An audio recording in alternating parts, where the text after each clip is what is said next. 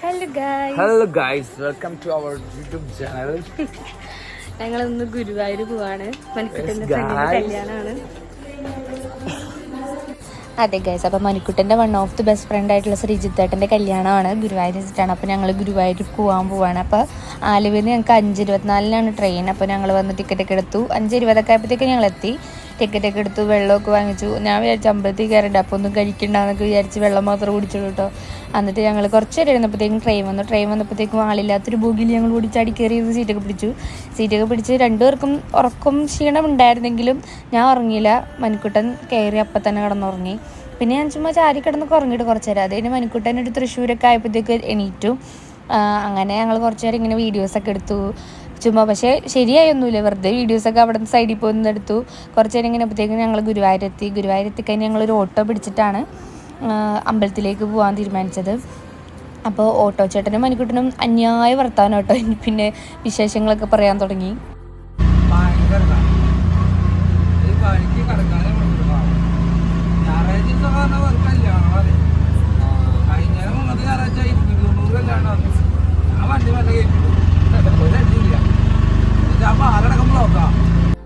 അങ്ങനെ ആ ചേട്ടൻ അവിടുത്തെ വിശേഷങ്ങളും കല്യാണങ്ങളുടെ തിരക്കുകളും അമ്പലത്തിലെ തിരക്കിൻ്റെ കാര്യമൊക്കെ പറഞ്ഞിട്ട് ഞങ്ങളെ നടയുടെ ഫ്രണ്ടിലേക്ക് ഉണ്ടാക്കി.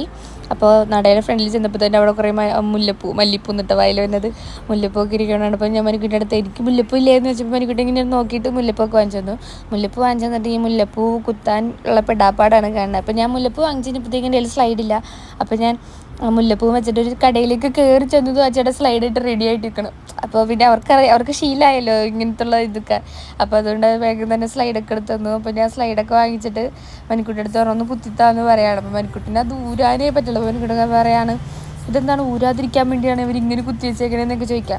എന്നിട്ടും എങ്ങനെയൊക്കെയോ അവൻ സ്ലൈഡ് കുത്തി തന്നുകൊണ്ടിരിക്കുകയാണ്. അപ്പോൾ കുത്തി തരുമ്പോഴൊക്കെ ഇങ്ങനെ നോക്കണ്ടായിരിക്കില്ല, എല്ലാവരും നോക്കണൊക്കെ ഉണ്ട്, എന്നാലും സീനൊന്നുമില്ല. അങ്ങനെ നങ്ങണമുള്ള ഷൈ ടൈപ്പൊന്നുമല്ല. ഇപ്പോൾ ആൾക്കാരുടെ മുമ്പിൽ വെച്ച് സ്നേഹിക്കില്ല, അങ്ങനത്തെ സെറ്റപ്പ് ഒന്നുമല്ല മണിക്കുട്ടൻ എൻ്റെ അടുത്ത് എപ്പോഴും ഒരേപോലെ തന്നെയാണ്. അപ്പോൾ ഇങ്ങനെ പറയാണ് മണിക്കുട്ടൻ എന്തോ പൊട്ടത്തരം ചെയ്തപ്പോൾ ഞാനത് വീഡിയോ എടുത്തില്ല. അപ്പോൾ പറയാം ഇതൊക്കെയല്ലേ വീഡിയോ എടുക്കേണ്ടത്, ഇതൊക്കെ വൈറലാകുമെന്ന് ഇങ്ങനെ പറഞ്ഞുകൊണ്ടൊക്കെ ഇരിക്കുകയാണ്. അങ്ങനെ ഞങ്ങൾ മുല്ലപ്പൂവൊക്കെ വെച്ചുകൊണ്ടിരിക്കുകയാണ് ഗൈസ്.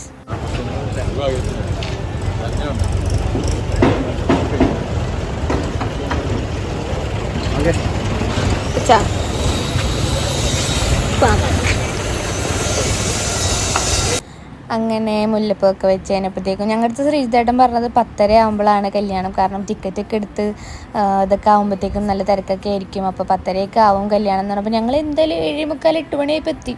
ഇഷ്ടംപോലെ സമയമുണ്ട്. നമ്മൾ നേരത്തെ ആണെന്നൊക്കെ പറഞ്ഞ് പയ്യെ നമ്മൾ വീഡിയോസൊക്കെ എടുത്ത് അങ്ങനെ ഓരോ മണിക്കുട്ടൻ എൻ്റെ വീഡിയോസൊക്കെ എടുത്ത് തന്നിട്ടിങ്ങനെ ഞങ്ങൾ നടന്ന് ഞങ്ങൾ അടുത്തെത്താറായപ്പോഴത്തേക്കും മണിക്കുട്ടൻ ഇത് അവനെ പോലെ ഇല്ലേ മാലയൊക്കെ ഇട്ട് നിൽക്കണേ, കല്യാണം കഴിഞ്ഞോ എന്ന് പറഞ്ഞ് അടുത്തോട്ട് ചെന്നപ്പോഴാണ് ഗൈസ് മനസ്സിലായത് ഞങ്ങൾ ചെല്ലണേന് ഒരു 5 മിനിറ്റ് മുമ്പേ അവർ കല്യാണം കഴിഞ്ഞു. കാരണം ഇന്നധികം കല്യാണങ്ങൾക്ക് തിരക്കൊന്നും ഉണ്ടായിരുന്നില്ല.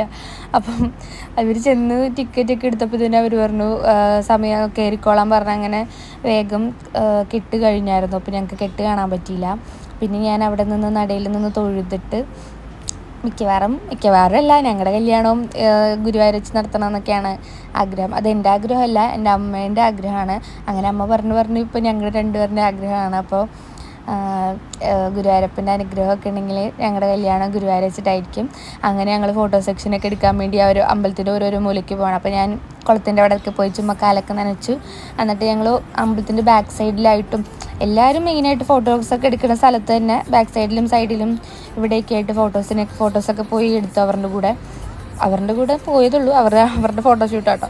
അങ്ങനെ ഫോട്ടോസും വീഡിയോസും കാര്യങ്ങളൊക്കെ എടുത്തിട്ട് ഞങ്ങൾ ഒരു 9:30 ആയപ്പോഴത്തേക്കും അമ്പലത്തിൽ നിന്ന് ഇറങ്ങുകയാണ്. കാരണം അവർക്ക് 12 മണിക്ക് തിരിച്ച് കയറണം എന്ന് പറയാണ്. അപ്പോൾ പോണ വഴിക്കൊക്കെ ഞാൻ ഇങ്ങനെ പ്രാർത്ഥിക്കണം. പക്ഷേ ഉള്ളിൽ കയറാൻ പറ്റിയില്ലല്ലോ. ഉള്ളിൽ കയറാൻ ഭയങ്കര തിരക്കായിരുന്നു. കാരണം ഞങ്ങൾക്ക് തിരിച്ച് പോകുമ്പോൾ വെയിലത്ത് പോകണ്ടല്ലോ, ഞങ്ങൾക്ക് കാറിൽ അവരുടെ കൂടെ പോകാമല്ലോ എന്ന് ഓർത്തിട്ട് ഞങ്ങൾ കയറിയില്ല, തൊഴാൻ പറ്റിയില്ല. എന്നാലും വാതിക്കലും തൊഴുതിട്ടൊക്കെ ഞാൻ ഇറങ്ങി.